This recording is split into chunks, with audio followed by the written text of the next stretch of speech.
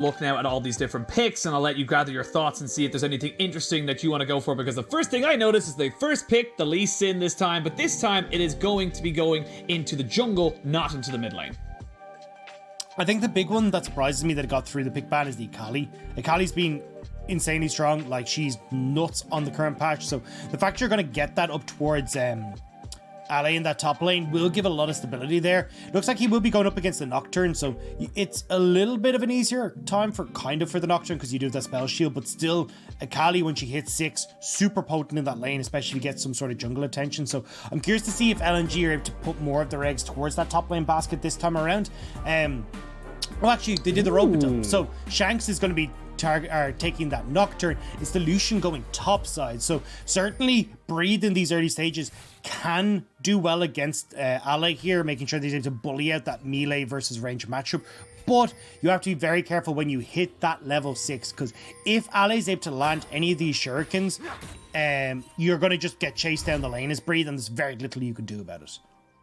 Yeah, there is just very, very little you can kind of set yourself up for, but having looked at it, the Lucian top lane is something that has been a bit of an LPL specialty for the last little while. Of course, Xiao, who famously set himself up as arguably the best top lane Lucian in the world, has gone with the longsword and pots, and against the Akali, I'd be curious to see how this matchup really does go, and if it is as oppressive as we expect it to be.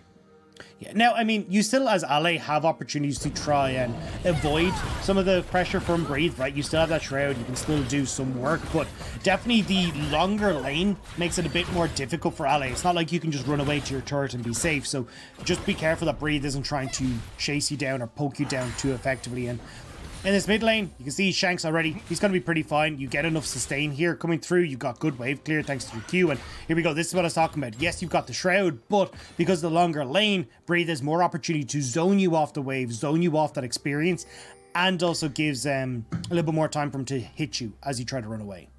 Oh, this feels bad, and you can see there Ali just trying to move forward to get in some kind of experience range. I don't even think he is, and the level 2 is going to be hitting up for Breed, so he'll not only have the Piercing Light, but he'll also have the Relentless Pursuit very, very shortly, so Ali's got to just accept his fate right now and know that he is just not going to be seeing any of these minions until they hit this tower. Yeah, and for Tarzan, you need to try and get up here and make this a little bit easier, because your bot side, you're not going to be playing towards Light and Iwandi realistically. Like, this is not something that you want to try and enable with the Ezreal. You just let him farm up, get to a point where he's relevant. Instead, you want to be helping out Icon, helping out Ale, but this is what we said before, right? Tarzan always pass from top to the bottom side, trying to use Light and Iwandi's pressure bot lane to secure that scuttle. And we're seeing it again here, so it'll be kind of the 4.5 to 5 minute mark before we actually get Tarzan impacting on towards this top side. Need to see how it all goes. Flash forward. Does he have the damage? He does! Icon with the solo kill in the mid lane. Nicely done from Icon. That's exactly what you want to see coming through from the LNG mid laner. And now, again, we've said, hey, look, when these guys actually do get a lead, LNG are nigh on unstoppable. They're really good at playing from a place where they're ahead, but it is just the mid lane right now, as you can see Ale, still level 2, struggling against Breathe up here. Yeah, should hit level 3, possibly even 4, to be honest with you, after the massive wave that just stacked up in this top side. And Beishong is here, but we're going to see an engage on the bot side, and missing. That is not the engage you wanted, my friend. The Grand Entry is going to be able to knock him up. He's a very tanky Leona, but there's only so much he can take. And that is just an unfortunate timing there on the Zenith play. Didn't respect that the Lee Sin was probably going to be bot side. Yeah, some people say unfortunate, some people will say silly, because you know that Lee Sin's going to be bot side. Beishong just took that top crab uncontested, so by default, Tarzan has to be on this bottom side. We're going to get this replay though. Great flash in from Icon, and again, just having the machine gun rise, enough abilities there to burn down Shanks, and Shanks just not respecting the all-in that could potentially come through from Icon there. Interesting to note there as well, the spell shield did actually stop the spell itself, but the mark that leads you to lending the, rather than a slow on your rune prison, gives you a stun on your rune prison, remains. So it doesn't actually nullify that particular one. And now Breed, he's pushed up all the way, but Tarzan is here. Oh, dearie, dearie me, this is not very good for him. Breathe will go down to Tarzan, and this is starting to get a little risky now for WE. LNG, we talk about it a million times, they know how to deal with a lead. Yeah, and this is where it's actually much better from Tarzan, right? He's been able to get in towards these lanes, have that impact that actually gives LNG the push that they need in the right direction. Now, Ale didn't get the kill. He's still 7 CS behind, but does make things a little bit easier. As you can see, that gold lead does equal up. WE now trying to trade this for pressure on bot side with Beishang, who's gotten the dragon. He's starting the dragon. Is a little bit risky at the moment, though paranoia just yet for Shanks, and Iwandi is roaming up, trying to just be a nuisance right now. They will not be able to stop the dragon 100%, but Beishang taking a lot of punishment here from this dragon. The Realm Warp going to be used here. The dragon does go in favor of WE. Now Realm Warp used, and Elk gets himself out. Missing going to go ahead and sacrifice his life for the benefit of his team. They get the dragon, but the wheels are starting to look a bit wobbly for WE after such a convincing game one. Yeah, almost a 1,500 gold lead now, and although you had like decent lane matchups for breeding the top side, Tarzan's been able to steady that. Now you got Shanks, who's down a kill, 2 kills on towards Missing. It's not looking so hot here for WE, and it's not like they have someone who can try and like help out in the same way that Tarzan will on this Lee Sin. Gwen, not exactly the strongest champion when you've got very little CC on top side. Even in the mid lane, although you can try and punish the fact that you're flashless for Icon, it's still going to be tough to do so. Iwandi just playing the annoyance there, as he basically didn't touch Elk at all, just stopped the recall from happening. And I just wanted to touch back on what you mentioned there about the Gwen. The Gwen is great when she has lanes that can facilitate for her, and you're looking at a Lucian, a Nocturne. They don't really have the best of hard CC to be able to set this one up for them, and you can see now Breathe has got a ward this time round in his jungle, so he's gonna immediately relentless pursue back away. Still has his flash, so should be fine. Beishang is in tow as well, Sonic Wave does not land, and maybe they look to try and maybe turn this one. But Minion Wave's still pushing, so it should be fine. But like I was saying, the WE lanes actually have a really tough time of setting up Beishang for success by not really having any hard CC, hard facilitating, spells to be able to set things up. So I think the big thing right now is it's going to be very, very curious to see how Beishang navigates this different style, if you will, after game one. Yeah, it has to be about creating numbers advantages through Shank's paranoia. That's the only way that you actually really get to have these advantages accrued for WE. They can try and make it down towards bot side. You have Missing, Beishang move in, then you get Shanks coming in over the top, and you can try and lock down Iwandi, or if Tarzan is trying to answer for counter gank, but you do have options here as WE. It did just rely on the level 6, and now I want to see if they can actually make that happen, or if they're just going to fall again further behind. 2 minutes until this next dragon. You'd expect that Tarzan is going to try and put pressure down there once again, and use the fact that Icon has control over that mid lane. It's such a strange situation that is WE. We see them game one. We saw this is the WE we know and love. This is the team that we know can push the boundaries of playoffs, put them into a deep run. And then, of course, we got to look to the previous matchup against JDG. And no disrespect to JDG, they're a fantastic team, but that Shaco left scars. That Shaco was scarring to the side of Team WE, and sometimes you can kind of see little inklings where they just kind of panic. Well, I'm actually kind of annoyed at LNG right now, because I'm looking at where Tarzan is on the map. I'm like, you've got Rift Herald up, you have advantages mid and on your jungle, and Ale is better in a skirmish than Breathe is right now. Like, you 100% should be here for this contest. Here we go. This is going to be the contest. It's actually going to be Breathe using the culling. The perfect execution comes over, but they're able to get him back over. No! Okay, he does end up falling down. You can see now Shanks going to sacrifice his life to guarantee the Rift Herald was not all in vain. 2 kills going over to the side of LNG in favor of 1 and a Rift Herald for WE. Now imagine that Tarzan had been there at the start of that, right? You end up catching WE when they're in the pit. That is so much better. But either way, they still get 2 kills. It's going to be a big question of how does Shanks use this Rift Herald, because he was the one that actually managed to pick it up when all was said and done. And I will give him a little bit of pressure mid, but again, I want to see more access from Shanks towards the side lanes, but we need to wait for that paranoia to come back up before he can do so. Icon is getting very, very big in this game right now. 3-0-1, has himself a lot of CS as well, almost 100 at this stage, and this is just really well played from Ale, just sticking on top of Breathe, making himself a nuisance.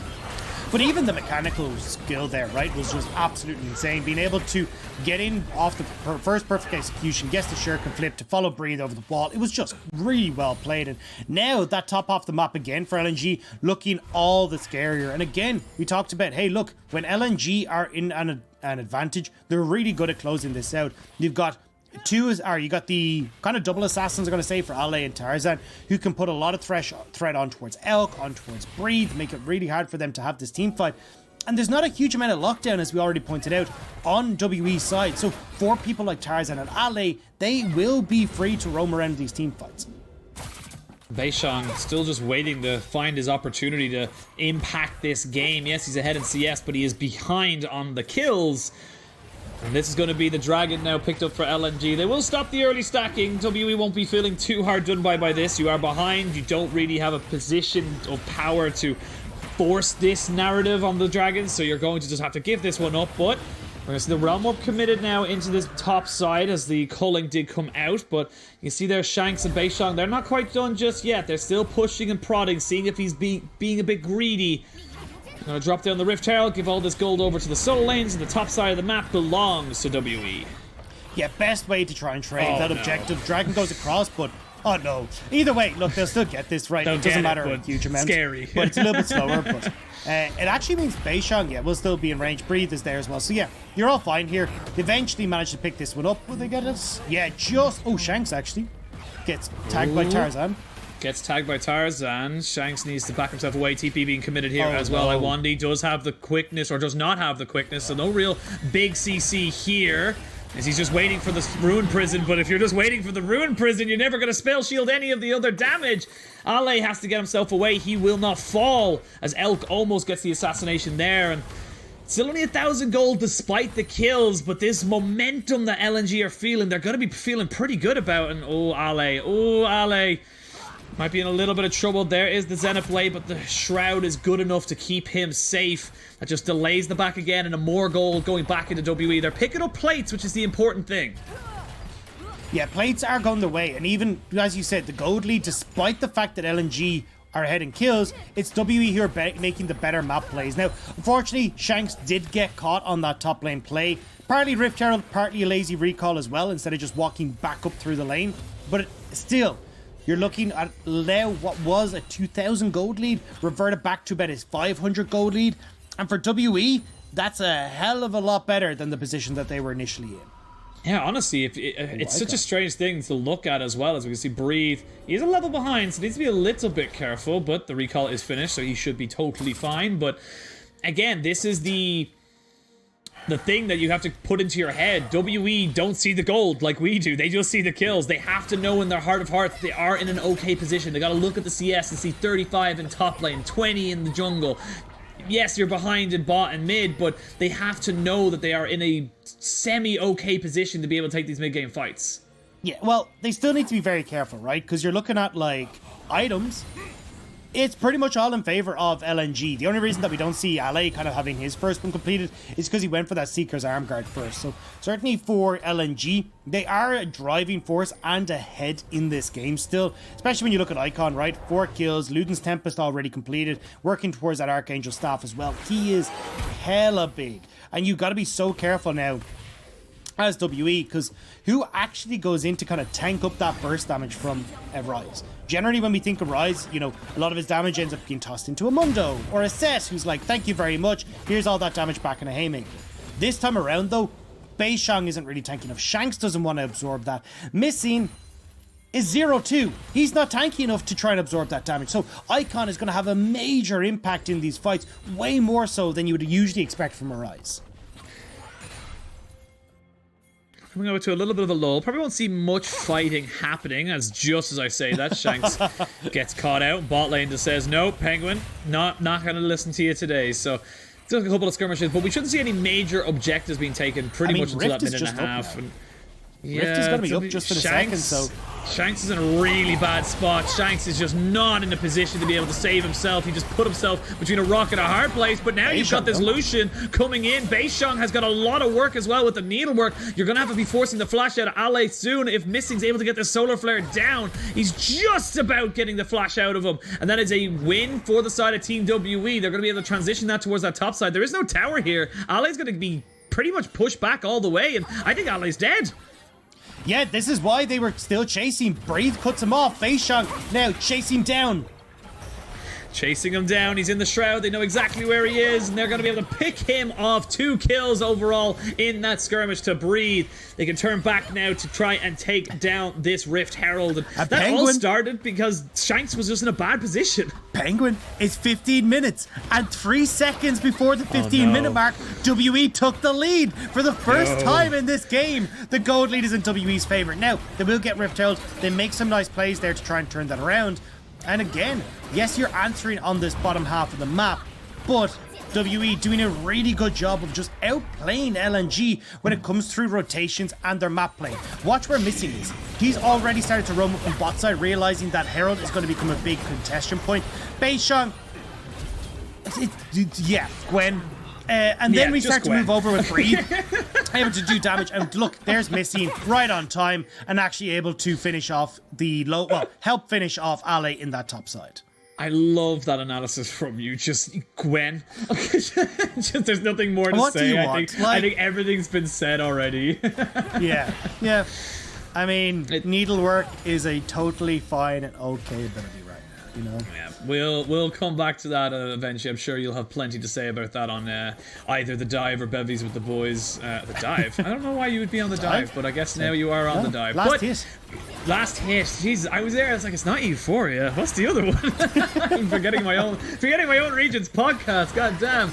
Well, coming back to my region and back to reality, the Mountain Drake is going to be taken here by WE, and the momentum feels like it is very hard shifted back in favor of WE. You mentioned the gold. We mentioned that Breathe now on this Lucian has got himself his Essence Reaver, so he's going to be a big threat. And Ali's still sitting on components, still waiting to finish up an item while Rift Herald's being dropped in bot side. WE, they're just pushing, they're just prodding, they're just making it as awkward as hell for anyone. An Icon goes in. He does miss out the solar flare. They jump back on top of it though. And there's Elk with the Kaisa onto the back line. The Rakan follows suit, and they're going to be able to trade this back though for the side of LNG, but they need to be so careful.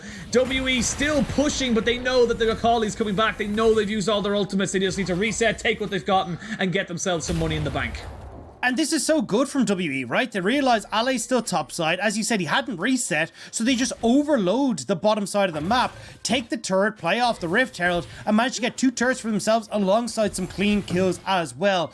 And now it's a 1,500 gold lead for WE. Dragons have already been in favor of WE as well. So when you start to look towards a Mountain Dragon stacking, it's going to work wonders for these guys. But you see that, right? Ale's still in top lane. Icon, even though he doesn't get hit by the actual stun, the slow is enough to set up for the culling, the all-in coming through from WE, and unfortunately for Missing, managed to take the Mystic shot on the way out coming through from Ezreal. Yeah, it's a little slap on the booty. Enough to take him down, give a little bit of gold back, but have a look at the player gold. Look at the advantage in the top side, 2,500. And yes, you have about a 1,300 gold lead in mid lane. It's just not enough to mitigate this Lucian who is just starting to take over this game. Now, he still has to be very careful. In a 1v1 scenario against Ale, I still favor Ale, so you can see that they've kind of gone right, Shanks. Can you do us a favor, bud, and just kind of deal with Ale for the moment? Akali's still insanely strong, but it does mean that for Breathe, he's able to move up towards his top side. Icon can clear waves against them, but it does mean that Breathe can actually have a lane where he's not under constant threat.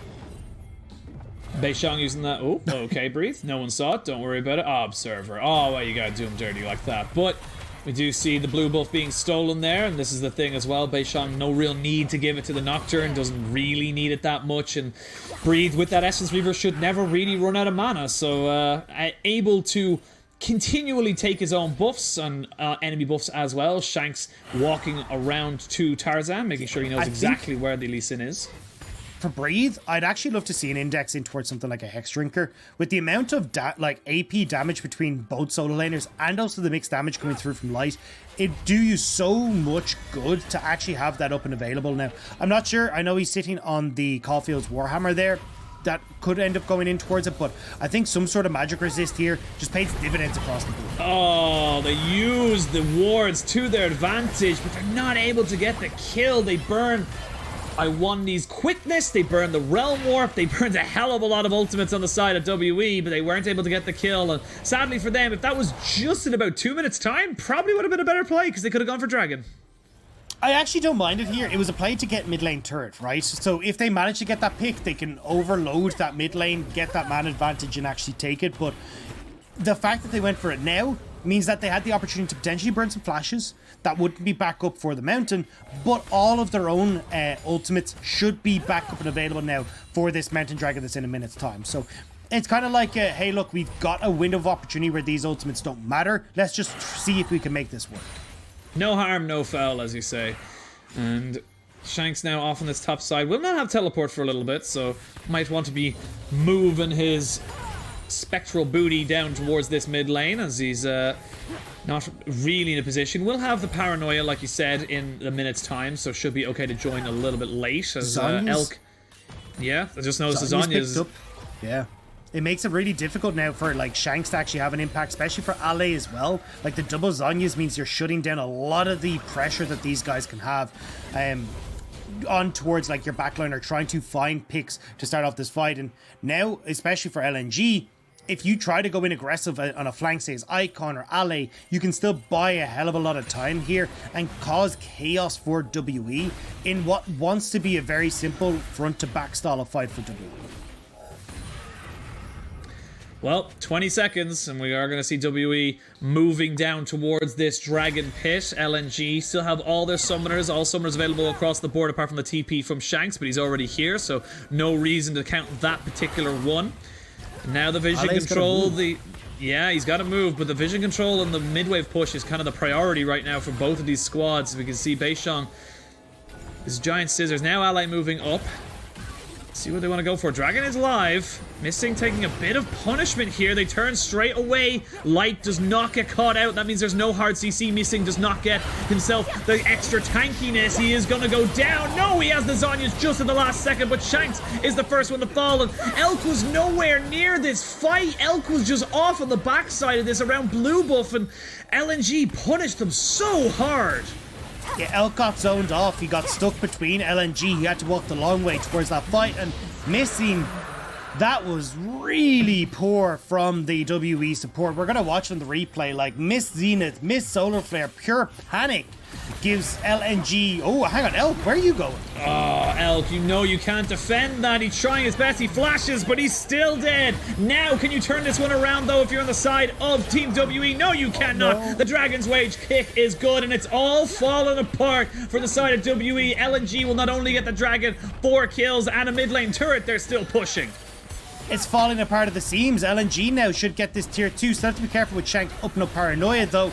And Beishang is trying to clear out his grog. So they will get 3 towers and a dragon and a multitude of kills off that play for a lot of mistakes coming through from WE. And I don't even know what part of the replay we start to break down, because there was so much that just went awry for WE in that engagement. Here we go. Like, just looking at it, you're going to see... So, look at where Elk is positioned right now, right? He's like, cool, I got Missing here. We can actually look for the engage. Missing caught way out of position. Misses the Zenith Blade. Misses the Solar Flare. And now Elk's like, well, I can't actually enter this fight because Missing is running away. So you end up in a 3 versus 4 scenario because Missing's got... A 3 versus 5 scenario because Missing's got nothing left. And already you've lost 2 members before Elk is even able to put down damage. And then we just get this follow-up that's even worse because you try to overcommit because of Elk's mistake in mid lane. And now LNG back in control of this game. This has not been clean at all, this game, Penguin. No, from neither side, and even the kills going over in favor of LNG. It is still only about a 3,000 gold lead for them, as Beishang Is doing as much as he physically can to keep his team in this. 2-5-1 though on the Nocturne. 0-4 for Missing. Shanks and Missing are having very poor showings on these two particular champions, and we'll see how they're able to redeem themselves, if at all, as they're not quite out of the game just yet. Of course, you still have the Lucian, you still have the Kaiser. It's a double AD carry. If you're given a couple of seconds of freedom onto these objectives, you can burn them down. But look how powerful this Akali and Ryze are. There's just no magic resistance, like, at all. There's zero magic resistance. There's merc treads on a couple of people. That's about it. Yeah, Beishang has essentially become the carry for WE here, because Elk is going to be under way too much threat coming through from Ale and Icon. Same when you look towards Breathe. Like, the AD carries are going to fall for WE. There's just too much threat. So it means that Beishang needs to step up, and he's got to 2 items. I think he'd love to try and finish off with like the Zhonya's at this stage, give him a little bit more safety and tankiness, but the pressure's on here as LNG push in towards top 10. Yep, they're going to go for it. As you can see, another engage. Missing goes in, but misses absolutely everything. Paranoia used defensively. I don't understand the concept of what they're trying to go for, but the Realm Warp going to be used here. They have a ward on it, so they know it's going down. I don't think LNG are going to be able to do this as quickly as they like. No, but look at Beishang. He's not exactly healthy. No one on WE really is. Now they are on to it. Oh, that's a great solar flare onto 3 members. I want to be taking the punishment from the Baron at the moment. You can see them now turning it straight away. They didn't want the Baron, they wanted the fight. And now we see the needlework being used. Tarzan does get the Dragon's Rage kick, but it's not enough to knock anybody up.